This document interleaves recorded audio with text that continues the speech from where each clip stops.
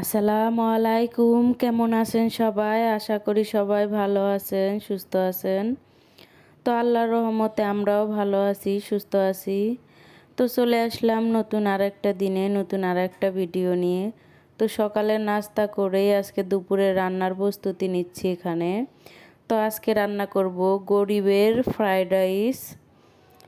আমি অত ভালো করে বলতে পারি না, তো বললাম, যদি ভুল হয় প্লিজ ক্ষমা করে দেবেন। তো চাউলটা ধুয়ে আমি ভিজিয়ে রাখলাম, রেখে এখানে আমি রাত্রে থালাবাটি ছিল সেগুলো পরিষ্কার করে নিচ্ছি। রাত্রে প্রচুর পরিমাণের মাথা ব্যথা ছিল, এই কারণে কোনো কিছুই করা হয় নাই, শুধু খাওয়া দাওয়া করে শুয়ে পড়ছি।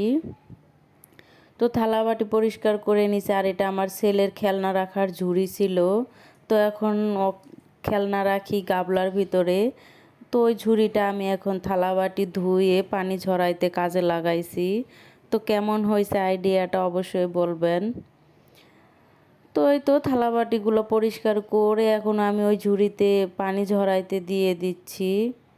তো চাউল ভিজাইতে যেয়ে দেখি আমার রান্নাঘরে সানসেলের উপরে যে ডিব্বাগুলো রাখা হয়েছে সেগুলোর অবস্থা তো অনেক খারাপ। তো এই কারণে আমি এগুলো সব কিছু এখন পরিষ্কার করে নেব, তাই বেসিংয়ে ভিজিয়ে ধুয়ে নিলাম, নিয়ে ওটিও পানি ঝরাইতে দিছি। আর আমি যে ফ্রাইড রাইস রান্না করব সেই কারণে এখানে আমি লবণ দিয়ে পরিমাণ মতো পানি দিয়ে রান্না করে নিছি। তো এখানে দিয়ে দিচ্ছি আমি তেল। তেল দিয়ে আমি একটু লবণ দিয়ে এখন ডিম ভেজে নেব। তো আপনাদের কাছে যদি সবজি থাকে সব রকমের সবজি দিয়ে রান্না করবেন। আমার কাছে কোনো ধরনের সবজিই ছিল না, শুধু 2টা ডিম ছিল। তো আমি ডিম দিয়েই রান্না করে নিচ্ছি। তো ডিম 2টা ভেঙে দিয়ে আমি পরিমাণ মতো আর একটু লবণ আর ধনিয়া গুঁড়া দিয়ে আমি ডিমটা ঝুরি ঝুরি করে ভেজে নেব। এই তো আমার ডিমটা ভাজি হয়ে গেছে, এখানে আমি এখন উঠিয়ে নেব। তো আমি সব কয়টা উঠিয়ে নিয়ে এখানে আমি আবারও পরিমাণ মতো দিয়ে দিব তেল।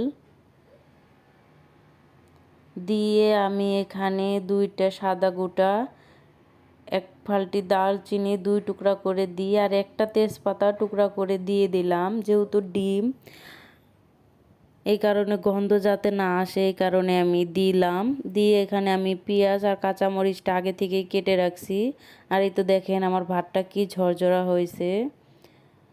তো পেঁয়াজ মরিচ ভাজা হয়ে গেছে, আমি এখানে সেই ভাতটা রান্না করে রাখছিলাম সেটা দিয়ে দিচ্ছি। আর এটা কিন্তু পোলার চাউল। তো দিয়ে আমি একটু নাড়াচাড়া করে এখানে আমি দিয়ে দিব পরিমাণ মতো ধনিয়া গুঁড়া। আর আমি যেহেতু আগে লবণ দিছি, লবণটা চেক করে আমি আলু অল্প একটু দিয়ে দিচ্ছি। দিয়ে আমি ভালো করে নেড়ে চেড়ে নিব। নিয়ে আমি আগে থেকে ভেজে রাখা ডিমটাও এখন দিয়ে দিচ্ছি। দিয়ে আমি ভালোভাবে নেড়ে চেড়ে নিচ্ছি। এই তো হয়ে গেল গরিবের ফ্রাইড রাইস।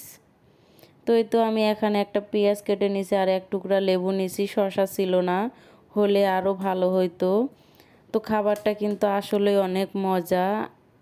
আমার খাওয়া দাওয়া হয়ে গেছে, এই তো বয়মগুলো আমি এখানে এভাবে ধুয়ে গুছিয়ে রাখছি।